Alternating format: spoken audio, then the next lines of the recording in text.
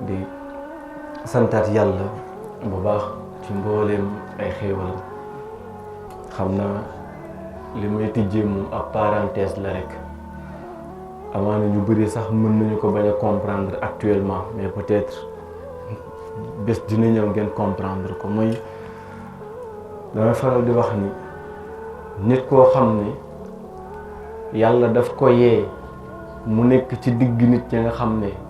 day nelaw, situation dina compliqué lool. nit koo xam ne yàlla daf la yee ci biir nit ñi nga xam ne ñoom ñoo ngi continuer di nelaw ba tey, sa situation nar na compliqué. li ma bëgg wax mooy léeg-léeg yàlla dina leen dimbali ba ngeen toll yenn tolluwaay yi, mais malheureusement ñi ngeen nekkal du ñu leen comprendre. parfois nag di ngeen bëgg di wàccee pour tolluwaat ak ñoom pour ngeen mën a déggoo, waaye du ko jar. ndax boo wàccee ba tolluwaat ak ñoom li muy jur mooy yéen ñëppay bokk tardé noonu. moo tax nag li ci am solo boo tolloo ci nit ci sphère yu mel noonu, na nga continuer sa dox donte ne nit ñi duñu la comprendre. gis nga ñooñu la ñàkk comprendre amaana 5 ans ci kanam wala 10 ans ci kanam wala 1 mois ci kanam ñoo ñëwaat naan la pourtant la nga ma doon waxee at ci ginnaaw dëgg la. pour dire que ne encore une fois bu leen yàlla dimbalee ba ngeen rawee lenn yi seen ak maas, dina metti nag parce que kenn du leen comprendre. gis ngeen yónneen bu yàlla mës a yónnee sax mu woote dinañ nekk da nga dof,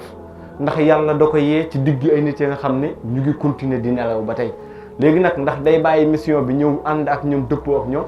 déedéet. ba ko yónneen boo tedd bi ànd sam defoon heure bii ñun du ñu nekk ay jullit. kon li ci am solo mooy bu la yàlla yeewee ci yenn mbir yi nga comprendre ko, bu la nit ñu comprendre itamit wëyalal sa dox. ëllëg ñoom amaana dinañu comprendre li nga xam ne moom nga doon wax ak di ko dox. dina laaj muñ nag, waaye nag àddina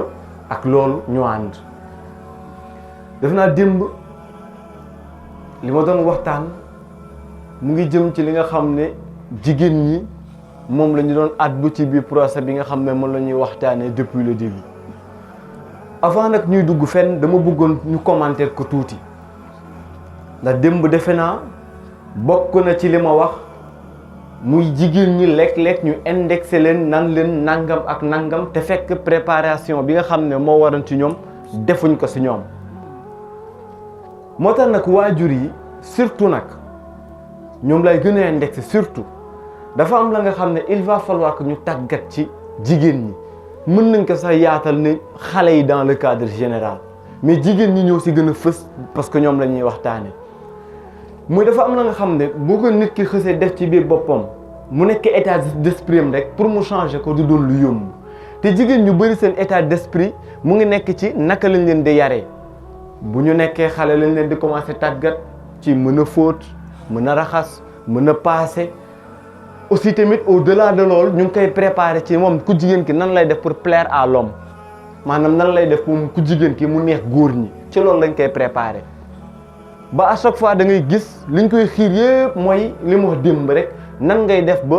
jigéen góor ñi di la bàyyi xel, nan ngay def ba heure boo demee kër góor nga yàgg fa et cetera. ba moom mu yaakaar ne moom mission principale am ci àddina loolu kese la, te fekk nag du loolu. kon gis nga ni ñuy préparer jigéen ci wàllu boobu la jiitu woon sa moom mooy ñu préparer ko, xamal ko ne que moom kat en réalité jaamab yàlla la, comme ni ma koy waxee woon démb. ndax gis nga tàggat gi ñu koy tàggat ci moo sànq bale fobeere plaire à l'homme, loolu moo ko yóbbu woon jigéen ba moom day toll état d'esprit day yaakaar ne moom addinam lenn rek moo ci am solo, muy mu jéem a xool naka lay amee borom kër bu am alal mu sëyal ko et tout ça, pour moom réussite foofu la yem, pour moom loolu mooy ak tekki ci àddina. te fekk nag demeewul noonu. kon ku jigéen ki dañ ko war a tàggat de sorte que mu xam lan moo ko indi ci kaw suuf, te li ko indi ci kaw suuf lenn la muy mu jéem a dëppoo ak boromam, jéem a ut ngërëmu boromam, jéem a juboo ak boromam. loolu nag bu fekkee def nañ ko ci moom day régler waale problème yi nga xam ne doon nañ ko lim démb yépp. par exemple tey ku jigéen ki bu ñu fexee ba def ci boppam nekk jaamu yàlla moo la fi indi, te si biir jaamu yàlla googu noonu sëy si la bokk, moom dina comprendre automatiquement que ne kon sëy bi ñu ko doon préparer en réalité ak jaamu yàlla la. bu boobaa dootul sëy ndax ku góor ki mu nekkal, mais day sëy ndax yàlla mi nga xam ne moo ko bind. boobaa kon ni muy sëy sax da ngay gis ne du toon benn, xoolatul ku góor ki mu nekkal, mais li muy xool mooy lan, muy ngërëmal borom bi lay jéem a sàkku. kon ku jigéen ki bu ñu fexee ba mu comprendre ne sëy boobu noonu muy dem ak jaamu yàlla la da siy jéem a am ngërëmal boromam da siy jéem a dab bànneexu boromam da siy jéem a jege boromam boobaa na muy sëyee du bokk ak ki nga xam ne beneen mindset la am. kon encore une fois ni ñuy waajiri jigéen mooy jaamu yàlla nga da nga war a jaamu yàlla waaye li ngay wut ci yàlla mën nga ko am ci biir néegam sëy boobaa nag dina comprendre yu bëri yi nga xam ne tey mu ngi dal jigéen li tax mu jar a comprendre mooy tey bu ngeen xoolee jigéen ñu bëri seen centre àddina daanaka seen borom kër la da ngay dégg ñu naan comme sama borom kër bu kontaanee ci man yàlla kontaan ah kon naa wut ngërëmam léegi wut ngërëmam googu daf koy yóbbu ci parfois muy def yi nga xam ne diine da ko tere sa borom kër mooy sa kilifa de dëgg la waaye nag kilifteef googu daa am kilifteef gu ko féetewaat kaw muy kilifteefu yàlla kon xale boobu bu ñu fexee ba comprendre ne yàlla mooy kilifaam gi jiitu keneen soog si topp biir sëy boobu itamit na mu fay doxalee du doon benn tey bëri na ña nga xam ne sëy bi leen waroon a jokkale ak borom bi sëy boobu moo dog seen diggante ak borom bi ma répété ko bëri na ña nga xam ne sëy bi waroon a rataxal seen diggante ak seen borom di sëy bi nga xam ne ak jaamu yàlla la sëy boobu moo mujjee doon obstacle seen diggante ak seen borom ndax ku góor kooku certes kilifa la.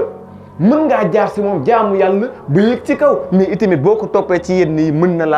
laa suufel mën na laa tardel mën naa rocc sa ngëm kon ànd ba diine da koy lal mais loolu est-ce que comprendre loolu nañ ko jigéen ñi mais malheureusement kenn du yar jigéen ñi ci yooyu da ngay gis ku jigéen ka nga xam ne ndeysaan ku am personnalité la ku jigéen laa wax ku am personnalité waaye je ne parle pas de n'importe quelle personnalité je parle de la personnalité musulmane bi ma doon wax. am na jigéen ñi nga xam ne ñu am personnalité lañu personnalité musulmane maanaam fexe nañu ba li nga xam ne yàlla bëgg na ko ñu koy doxee waaye ñoom ñi nga xam ne ñu ngi doxee noonu ñun société bi leen di wax nan ñoom ñoo yàq société bi nan lañ leen di xoolee da ngay xool ku jigéen ki nga xam ne moom am na fulla ci boppam ba maa ibra sañu kaa jege ba kay teg loxo lan lañ koy wax ñun dañ kanam da nga compliqué dañ ne kan nag il va falloir nga baisser sa garde pour lan pour góor ñi mën laa jege si loolu la ñu koy wax mu mel ni kon moom bu fekkee sàmmonte na ak li yàlla bëgg sàmmonte ak li nga xam te yàlla mu ngi koy tere moom daal doom jëkkër ku jigéen ki am personnalité musulmane ñun ñi nga xam ne société bi lan la ñu koy wax ku jigéen ki sol lu yiw yaaya mooy ko njëkk xool nankan sa nii boo si continuer di nga lamb doo am borom kër lan moo koy may borom kër kon mu dindi ay cëram mu xaawee ko ba pare ñu koy indexé waat nankan yow jigéen nangam ak nangam est-ce que encouragé nañ ko si loolu bari na ay jigéen ñi nga xam ne ñu ngi muuru seen waa kër ñoo njëkk nekk obstacle seen muuru googu yow xanaa tàngaay bi doo ko yëg yow defal ni say morom yow doxal sa ndaw léegi kooku noonu nag màggee ci environnement bu dem ba màgg ci loolu ngeen bëgg kaa changé waat déedéet nit ñi nga xam ne ñoo bëgg mu baax waaye nañ ko si encouragé kon bu ñu ko xool naan kan xale nga wala naan kan xool bàyyil si yëfu maire yi ngay def et cetera du yëfi maire yëfi jullit la muuru du yëfi maire yëfi jullit la ak yiw du yëfi maire yëfi jullit la mais malheureusement ñun société bi ñoo tàmm diine égal boo nekkee mag moo tax xale itam jombal ka seen bopp ba lekk-lekk ku si góorgóorlu jéem a jege borom bi ñu la si du siyaade kon encore une fois société bi avant ñuy xas jigéen ñi ci nangam ak nangam waaye nañu leen yar ci loolu ba pare exemple bi gën a concret waxoon naa ko ci waxtaanu daayira yi mën di waat ko jëlal lenn ci li ñuy yaree jigéen ci wàllu mu préserver boppam maanaam mu téye boppam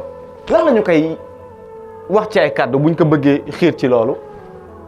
dañ naan kaan ëy sama doom bul ma gàcceel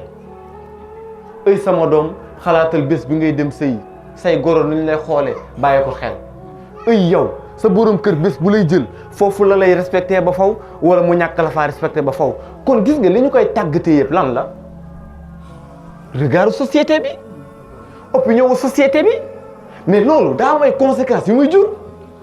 parce que moom bu fekkee dañu ko yar si bu fekkee da nga joxe sa bopp te nekkoo ci buum ak sëy li muy jur mooy gàcce li muy jur mooy déception léegi moom kon bés bu demee ba am benn solution bu mën a utiliser te loolu doon déception mais da ciy dem kon ku jigéen kooku bu demee ba société bi jël préservatif jox ko au-delà de préservatif ñu jël li ñu naan pilule du lendemain jox ko au-delà de loolu ñu dem ba jël planning familial jox ko au-delà de loolu ñu jox ko ne la nga xam ne day réparer ak ndaw kooku léegi la moo koy téewati mais dara du ko téye li tax dara du ko téye mooy gàcce la doon daw te loolu da koy fajal gàcce gi xaw ma ndax dégg ngir li may wax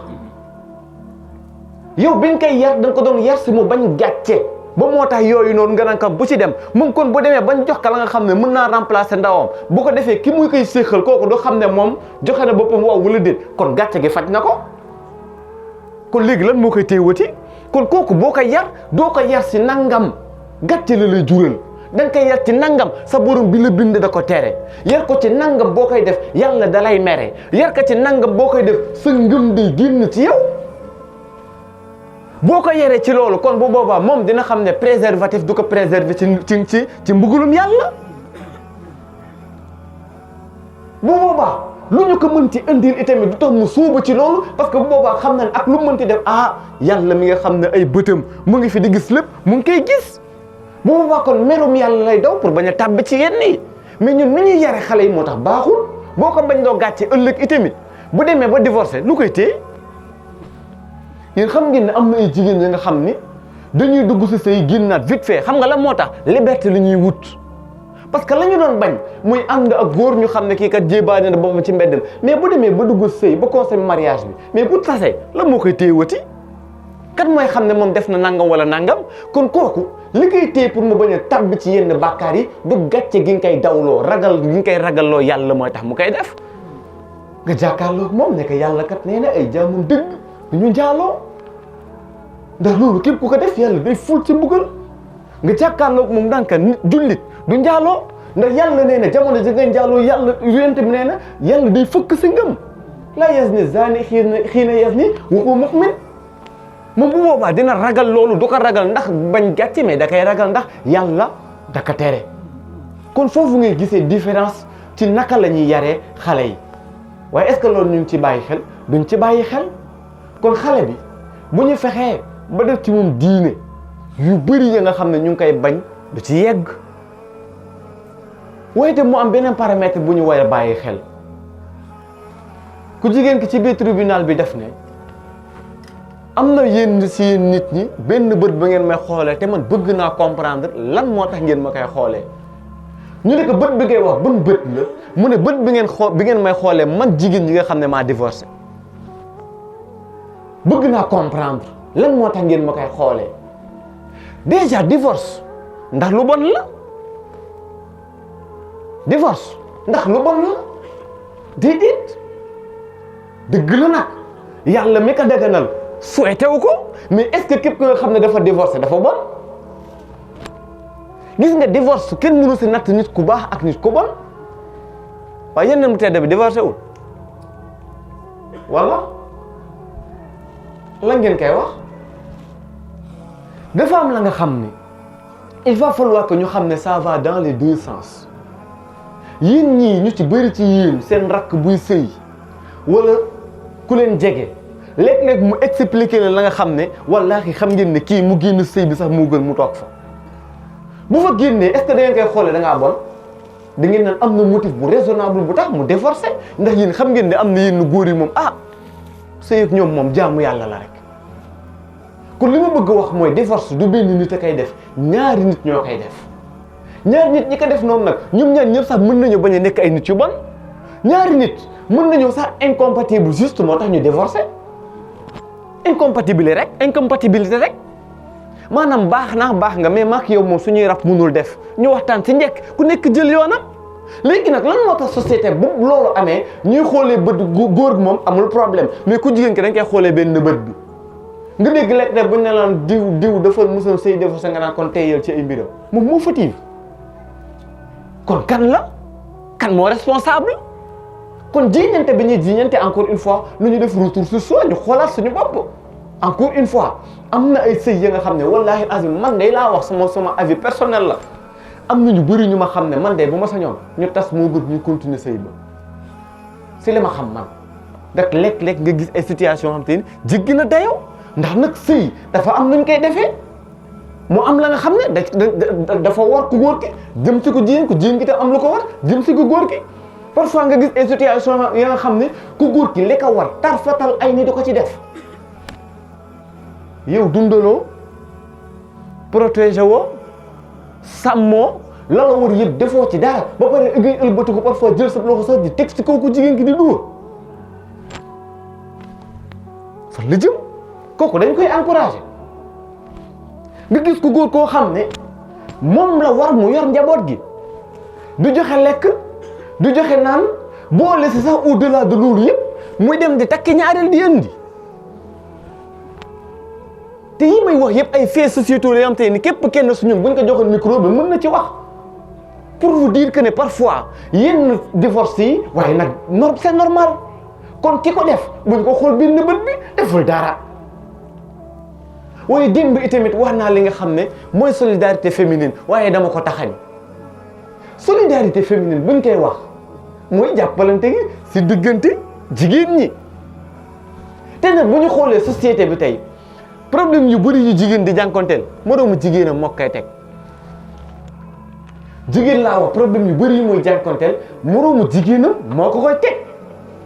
moo tax gis nga jigéen ñi ñoom bu ñu waxtaanoon seen biir képp kenn si ñoom dañuy solidaire entre ñun jigéen wallaahi laa si bëri na problème yoo xam te ne sa société bi day réglé wu duggul ci kër yi ku jigéen ki nga xam ne gisante na xale bu góor bi ñoom ñaar ñu bëggante mu bàyyi papam bàyyi yaayam bàyyi ay xaritam bàyyi ay projet bàyyi ay rêvam bàyyi léppam dem kër ku góor ki sëy ji fa mu dem ci kër gi yaayu ko jigéen ki léeg-léeg nan lay comporté woo ak moom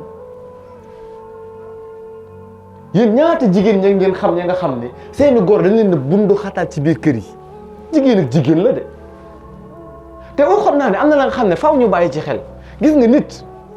luñ lay teral ci biir teraanga yi di nga si am choix am par exemple Assane Fall bu ma ko bëggoon teral ma koy jëndal ay dàll bu may dem di jënd ay dàll yan dàll laa koy jëndal ndax bu ma koy jëndal ay dàll damay xool dàll yi ma neex man mu jëndal ko wala damay xool dàll yi ko neex moom mu jëndal ko bu ma doon jëndal nit benn mbir moo xam yére la wala lu ni mel dinaa xool ban couleur la bëgg ban goût la bëgg même ñaw bi sax du ma xool li ma neex man mais li ko neex moom laay xool lan moo tax parce que ñun ñëpp bokkuñu lu ñu bëgg moo tax yaay yi il va falloir que ñu bàyyi xel ni sa doom bu góor buy takki soxna takkiwul ku la neex yow ki ka neex moom lay takki xam nga ndax comprendre ñu yaay yu bëri seen problème mooy ñoom bu seen doom di dem takki soxna dañuy xool ñoom ki leen neex seen doom booy takki soxna waru xool ki leen neex ñoom yaay yi ki leen neex ñoom la ñu war a xool kuy sëy bi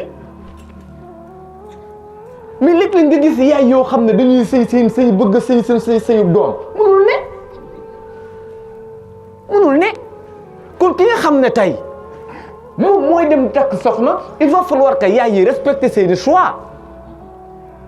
nit ki nag bu demee takk ki mu bëgg ba indi ko ci biir kër gi yow kenn bëgguloowu la moom moo bëgg ba indi kenn bëgguloowu la waaye nag rafetalal sa ànd ak moom bu la soofee sax waaye na nga ko xoolee sa doom ndax moom daa bàyyi léppam ngir ñëw fixé si kër gi waaye ñaata nit encore une fois si ay jigéen ngeen xam ya nga xam ne seen kër yi ñu nekk seen góor ñoo leen di bunda xataal di leen teg lu ne lu ñu def ñu xeeb ko teraanga bu ñuy yëkkati ñu xeeb ko koor gii rek ñaata nit ñoo si dund stress boobu stress suukaru quoi au nom de quoi léeg-léeg nga gis ka nga xam ne mère bi de moom ci boppam doomam ji mu jur li muy joxe dépense sax doyul amul lu mu lekk amul lu mu naan kon la ko war si soxnam defu ko yow ngay ëlbate ko su ko jigéen ko nga koy laaj suukaru ko au nom de quoi kon encore une fois solidarité féminine bi ñuy wax bu nekkee ci yéen rek ay problèmes yu bëri rek lew waaye au delà de gore yi seen belle sœur defe naa noonu lañ koy waxee de ah muy njëkkee ci wolof seen njëkkee yi léeg-léeg problème yi dund ci kër ku koy teggante wallahi man mënu ma comprendre loolu man pour lan mënuñu dimbalante man ba léegi daf ma jaaxal sa kii sacrifice lépp ngir sëy si sa mag bu góor wala ci rakk bu góor pour man bu ngeen nekkee ci kër gi benn ngeen war a doon mais lan moo tax seytaanante bi sax man loolu mënu ma ko comprendre lan moo tax kii jóg xoolal da ngay gis que nga xam ne par exemple day ñëw ci kër benn ndey ma rek boo xam ne par exemple ñëw na sëy ci kër fekk fa 10 jigéen say misaal wala 5 sax naa ko wàññi da nga xam ne ay sœuru jëkkëram lañu mais moom dañ naan doon comme moom moo sëy ci kër gi lépp luy tâche ménagère moom la war ñeneen 5 yi donte defuñu dara de dañ naan duñ ko jàppale fi ñu toog la ñuy toog kii moo sëy si moo war a sëy bi mais loolu en tant que musulman est-ce que sax war na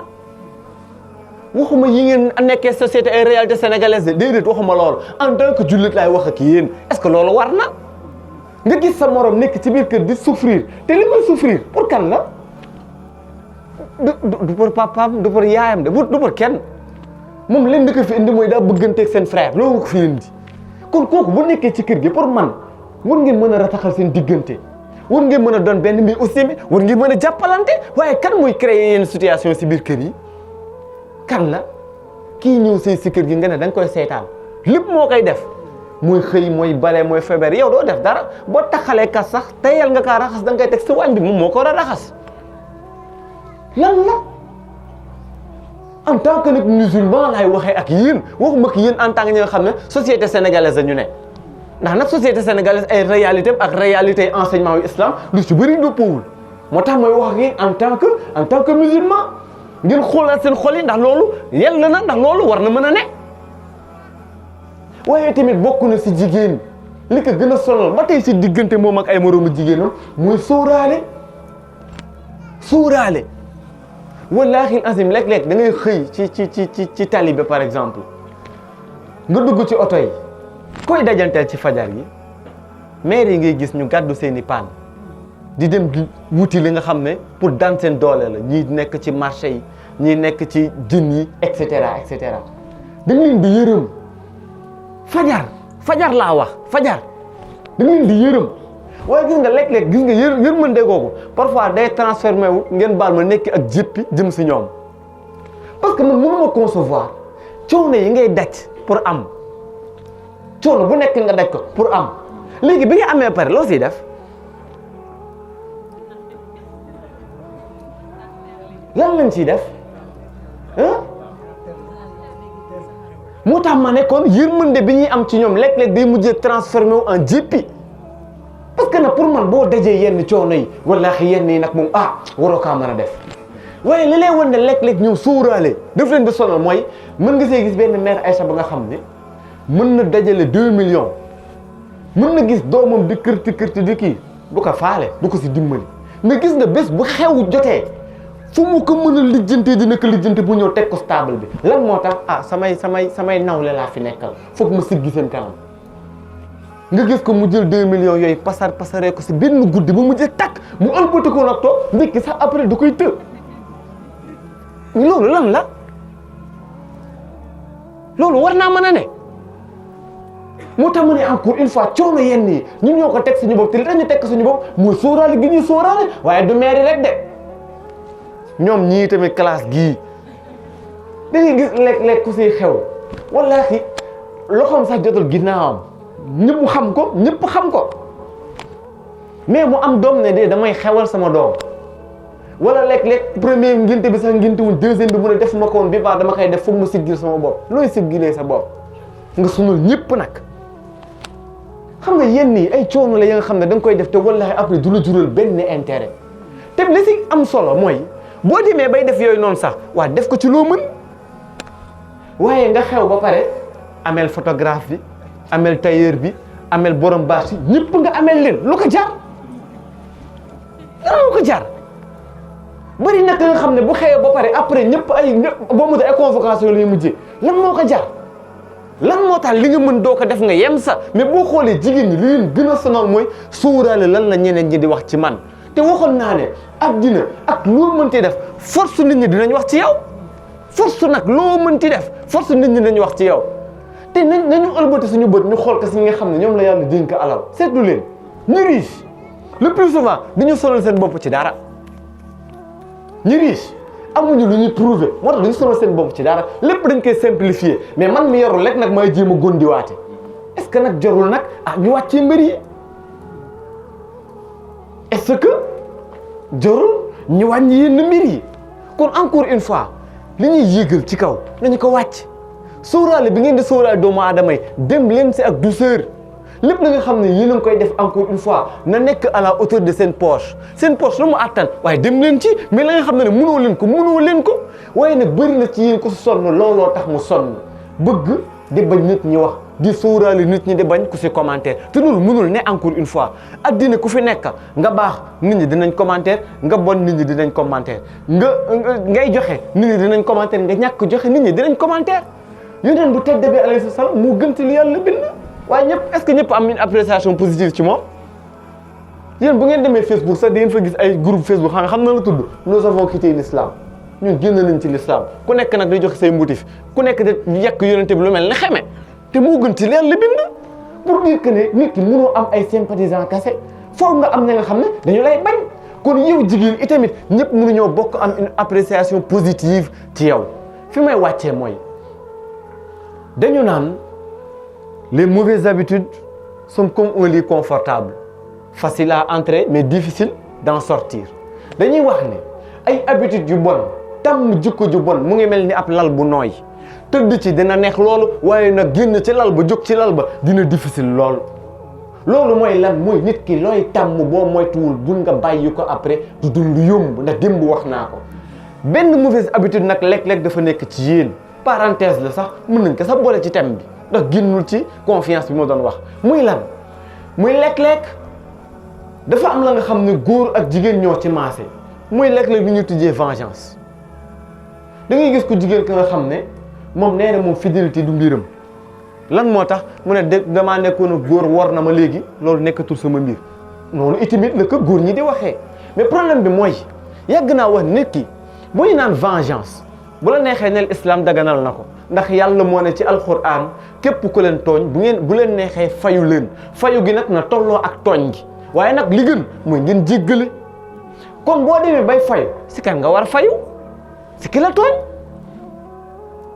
mais Assane Fall tooñ la nga dem si ma Abdou fay ko loolu vengeance la déedéet li ma bëgg wax mooy lekk-lekk yi ngeen di nekkee dund nga benn situation nangam nga jël daal di jël mbir mi généraliser ko ne képp koo mën a taseeteel nangam lay comporté ak moom li ma doon wax démb nag fa lay revenir Assane Fall day nekk ak nit kooku war ko moom Assane Fall mu ne léegi man dootuma fidélati ku ma tase dinaa la war moom léegi day dem ci keneen bu demee ci keneen kooku ne dañ ko war moom tamit gis nga day tourner képp kenn su ñun di ko jox sa morom moo tax ma doon yàgg wax ne nañu nekk ki nga xam ne mooy briser cycle bi doon ay exemple doon ay exception à la règle léegi nag li bon mooy léeg-léeg yéen jigéen li may gis si ñoom ku góor ku ñëw ngeen encaissé nga dégg léeg-léeg ñii naan la sama liggéeyu nday la wallaahi yenn yi ku ko tàmm di nga dem ba am borom kër mu doon problème ci yow jigéen da ngay tàmm ci yar sa bopp tàmm fidélité tàmm doylu ci li nga xam ne moom nga am waaye bu fekkee da nga bëgg ku góor ku ñëw nga ne foog nga am loo lekk ci moom bés dina ñëw nga am problème bëri nañu nga xam ne bu ñu dugg sëy mënuñ faa toog loolu moo tax parce que tàmm nañ di encaisser si kii encaisser si kële encaisser si kële léegi nag boo demee ba ñu takk la nga nekk ci benn buum kan moo lay joxati léegi nag benn loxo rek moo fi nekk de bu fekkee da ngaa tàmmal loolu foo jëm fan nga jëm kon nit ki booy tàmm da ngay tàmm lu baax gis nga am na la nga xam ne du sax yëfi ay affaire de yeneen ni yëfi jullit rek la jullit bu ne dafa war a doon ka nga xam ne kàddoom daa war a doy bañ mën ci tënku yeneen bu tedd moom la ñu war a roy te moom bañ koy woowee la amin wooteegul bañ koy woowee ku wóor ki wooteegul kon képp kenn su ñun la war bu nekk ku wóor li may wax nag c'est aussi valable pour jigéen ñi ainsi que pour góor ñi ku góor ku jigéen ñëpp war a nekk ñu wóor waaye tey koo mën a wóolu tey nag tàmm yu ni mel dina tax nga dem ba si biirab sëy doo mën a toog benn place ndax tàmmoon nga di encaisser fii di encaisser fël kon nañ ci bàyyi xel ngeen bax ma ci kàddu yi waaxir daxwaana an alhamdulillahi rabbil alamin